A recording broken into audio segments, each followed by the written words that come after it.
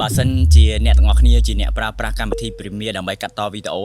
អ្នកទាំងអស់គ្នាគួរតែសាកប្រើប្រាស់នៅ plugin មួយនេះព្រោះខ្ញុំគិតថា plugin មួយនេះវាមិនគួរណា free ទេវាសមតែគិតលុយឥឡូវយើងមកតាមដានមួយខ្ញុំទាំងអស់គ្នាថាតើវាគឺជា plugin អ្វី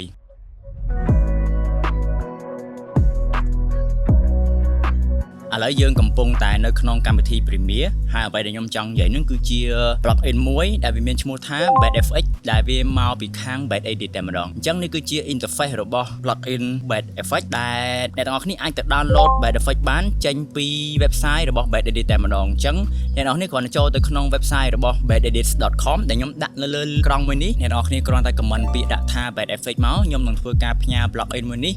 ឲ្យអ្នកទាំងអស់គ្នាភ្លាមៗតែម្ដងអញ្ចឹងសម្រាប់ plugin BadFX មួយនេះគឺយើងអាចធ្វើការប្រើប្រាស់វាជាមួយទៅនឹង Windows ក៏បាន Mac ក៏បានដែរដែលនៅពេលដែលយើងចូលទៅគឺវាអាចឲ្យយើងធ្វើការ download បានដែលយើងគ្រាន់តែ click get free plugin មក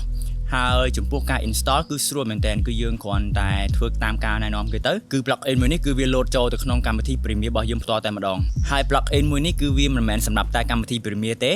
សម្រាប់កម្មវិធី After Effects ក៏វាអាចប្រើបានដែរអញ្ចឹងបន្ទាប់ពីយើងធ្វើការ install វាចូលទៅក្នុងកម្មវិធី Premiere មកអ្វីដែលយើងឃើញមុនគេគឺជា pack ដែល pack នេះគឺវាមាន sensor preset មួយដែលវាបណ្ដុំទៅដោយ element ដែល free ដែលសម្រាប់អ្នកនរគ្នាប្រើប្រាស់បានយ៉ាងមានភាពងាយស្រួលមែនទែនអ្វីដែលខ្ញុំចូលចិត្តជាងគេនៅក្នុង preset មួយនេះគឺវាមាន touch effect ឬក៏ touch animation ហ្នឹងគឺច្រើនមែនទែនអ្នកនរគ្នាខ្ញុំហ៊ាននិយាយថាវាច្រើនហើយសិតស្អាតហើយខ្ញុំបានធ្វើការតេស្តប្រើប្រាស់វាជាច្រើនមែនទែនគឺវាអស្ចារ្យមែនទែនហើយមួយទៀតគឺវាប្រើប្រាស់នៅ motion graphic បានន័យថាគឺវាមាន animation load បានយ៉ាងល្អមែនទែនអញ្ចឹងដូចដែលអ្នកនរគ្នាឃើញនេះគឺជា touch effect ដែលយើងអាចធ្វើការលេងវាបានគឺវាមានច្រើនមែនទែនអ្នកនរគ្នាគ្រាន់តែ click ទៅលើ touch effect ណាមួយដែលអ្នកនរគ្នាត្រូវការមកគឺយើងអាចធ្វើការលេងវាបានយ៉ាងមានភាពងាយស្រួលមែនទែនហើយអ្វីដែលខ្ញុំចូលចិត្ត touch effect មួយនេះគឺវាក៏ support អក្សរខ្មែរដែរគឺយើងអាចប្រើប្រាស់វាជាអក្សរខ្មែរបានយ៉ាងមានភាពងាយស្រួលមែនទែនវាមានច្រើនណាស់ហើយខ្ញុំគិតថាមើលទៅវា premium ទៀតវាអត់សមណា free ទេវាគួរណាតែគិតលុយហើយវាមានមុខងារជាច្រើនដូចជា asset ដែលយើងគ្រាន់តែចូលទៅក្នុងកន្លែង asset មកគឺយើងនឹងឃើញនៅ